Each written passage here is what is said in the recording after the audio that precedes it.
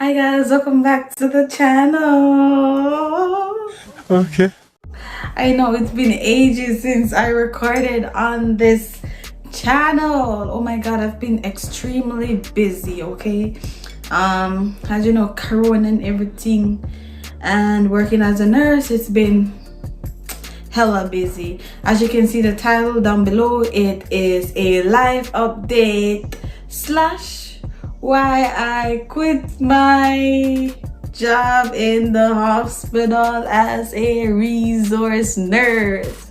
Let's get into the video. Stop it. Get some help. Anyways, alright, the first reason why I quit my job in the hospital as a resource nurse, very simple. My mental health. Oh my goodness, right now working in the hospital as a resource nurse, it is definitely draining, okay? Most time when I come in, all I have time is to do is shower, eat, and go to sleep, and the cycle continue, okay, for my 4 days, because the rotation is 4 days on and 5 days off. So may I do that, and it is draining because may I tell you, you have little to no time for yourself to do like a self-care, do like a face routine, all of them stuff there. You just want to sleep. Ask any nurse, and you them tell us them have time for themselves. Life. But anyways, even now, because I'm telling you, you're running off your foot, and you start at 7. By the way, you're going at 6:45 to get report, okay? And then you're not leaving the hospital until like 7:30. Ridiculous. So you're not reach home till like 8 o'clock, and then when you have time to do anything, you just want to go home, shower, eat, and then go sleep. You get up back for your next morning shift and then start the thing again, right? The next one that I will be coming to you with, actually, pause before I jump off mental health. I'm telling you, I was being drained. This is very what would I say, closed, very daring to me. I was having little to no time for God. Like, what? Yes, I was having little to no time for God. And anybody know Shakeria, I don't play about God because he don't play about me. And I'll be missing church, all of them things. Like, work was consuming me. I have to get out and go back to my previous job, where I was having time for myself, time for God. Like, listen, I can't do it. You get what I say? So your girl had to regress in that sense, and I don't mind it. So that was it, my main thing why I said I have to get out of here. Like, how do you mean if someone is that important to you, who wouldn't want to communicate with him, okay? And I was having little to no time for God, man, and it was really stressing me out, like literally stressing. I'll be at work and I'll be thinking like, oh my goodness, is this what my life is? Work, like, there is more to this life than the physical. I need to tap into that spiritual also. So anybody know me? No, like, my girlfriend, when I talk to them, I'll always talk about that, like, you know, I mean, I have time for God.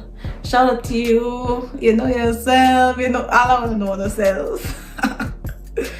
Anyways, so my next one is patient load. All right, if you're a float nurse, then I go and get the worst patient, because as I said, that's not your floor. Why wouldn't they want to give you the worst patient, even though you're coming to help them out? They don't care. You're making money, right?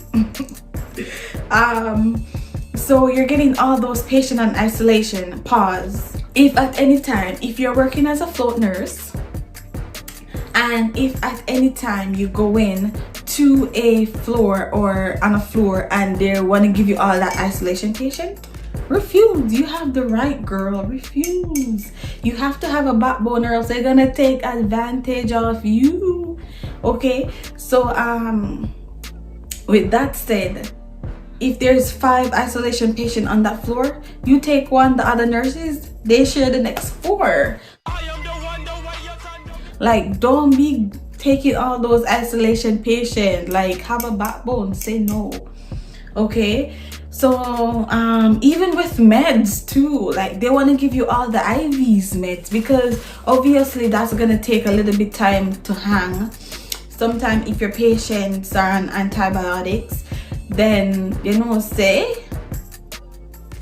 they have 2 different antibiotics, then say the first one I gonna take 30 minutes to run. I would say roughly 30 minutes, right? So the next one we have to go run is the next 30 minutes. So you have to wait for the one they in. Like, no, they want to give you all those patients, man.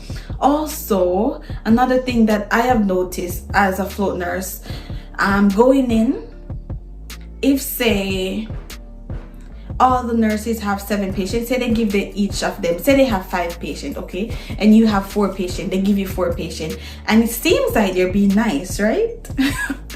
But they're only doing that because, one, the only reason they're probably being nice is if you're new, okay? But if you're not new and you come on the floor and they want to give you 4 patients, trust me, there is a motive behind that. And that motive is the next patient that's coming on the floor, which is the new admission, they're going to give it to you, which means more paperwork for you. Worse, if it's a night shift, you have no... Moments later.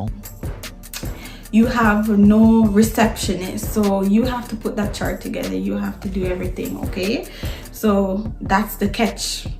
You hear it from where? Shakira's Lyfe with Shakira's Lyfe. You hear it from Shakira's Lyfe, bro. I almost didn't remember my channel name. That's how long I'm gonna come on this. Anyways, the next one that I am working with is not knowing the team that you're working with, okay? Like, you're working a full 12 hours. Like, you want people who are jovial. You want people who don't have, like, just bringing the life on their face. Like, it's okay to have problems, but, like, it's the way you approach things, it's the way you present yourself. Like, everybody nothing knows say I carry the whole of the world by your head. Do you get what I'm saying? So, as I said, it's okay to be nice, right? You be nice to each other. It doesn't matter if you're having a busy day, because a lot of nurses, they use that as an excuse. They're having a horrible day, so you get a free pass to be rude to others. No. At the end of the day, both of you all are in this together, right? You all have one objective, which is to keep the patient alive and safe, right? And comfortable, I will say. Sometimes it's hard working with those teams, because sometimes they're not even approachable. So if you have questions as a flow nurse, sometimes you're not gonna know where everything is. So you want to be able to walk up to others and say, hey, where this day, where that day. You get what I say? Sometimes they cannot do that because they are not approachable, some of the nurses. It's give and take, because who want to be the nurse who every day somebody new come on the floor and they have to be telling them, you know, what to do all the time. It gets draining also. The next one is number 4 is not knowing where you're going until the day of. Oh my goodness, that used to piss me off, because like I'll go to bed dreading, like, oh my goodness, please don't let them put me on this particular floor tomorrow. Please don't let them put me on this particular floor tomorrow. And sometimes when I wake up, that's the floor that I'm going on. And that's just it, you know. And I have to, in a way, I'm still grateful that I have a job. Don't get me wrong, but when do you cross the line? Like, when do you say this is enough? Your health come first, your mental health, whether it be even your physical health. Because if you're not getting that, sometimes nurses don't get their breaks, and this is general, okay? And when you're a float nurse, I would say it's harder. I was a new nurse in the hospital at once, so me I float all over these floors. Picture me, madness, right? Anyways, God is good and God brought me through, and I have to give credit. sometimes it's just the favor of God. I have nurses who always like try and pick up for me a little bit. They'll be like, hey, no, don't give her that patient, or you know, oh, let's give her this patient, which like good patient. You get me? So I say the favor of God still exists and it's still fully manifesting itself. Okay, so yeah, sometimes you don't know which floor you're going on until the day off, and sometimes they're literally calling you at 6:30 in the morning, and I am not a morning person. Sometimes I'm like answering the phone, yeah, okay, thank you, bye. Like, no, I don't have time, man. Anyways, my last and final one is, it's not that exciting, but anyways, is not knowing where stuff is. How are you gonna do your work if you don't have the equipment? Sometimes if you don't have what you're looking for, you have to go to other people again, asking them, yo, where is this, where is that? And of course you get some people who just they'll show you. For the most part, I always get them people, but I hated it. It felt like you don't have a home. Even like in winter right now, you can't leave your shoes. You have to bring your winter shoes, everything back. Like, it's tiring. Like, meanwhile, the nurses who work on the floor, they'll just leave their working shoes there, which is good too, right? It's good to leave what you're working in the hospital with in terms of like germs, bacteria, anything on your shoes, right? So I have like wipes. I'm not the Clorox wipes that I use to like wipe my shoes bottom and then leave them in the car most of the time. But yeah, it's good in that sense. The only thing that me would say as a float nurse, which is beneficial, is the fact that you don't get caught up in politics. You just do your job and you go home. That's it. So that's it for this video, guys. I'm coming in with more videos. Just keep it, just please don't leave me, okay? Remember to like, share and comment on this video, and please just, you know, go and share up the videos. I want to still, because I have stopped doing videos for a while, nobody not really check for my channel, and obviously when them I go watch me, understand? So I'm gonna just share my video. Keep sharing, guys, okay? That's it for this video. Thank you so much for watching, guys.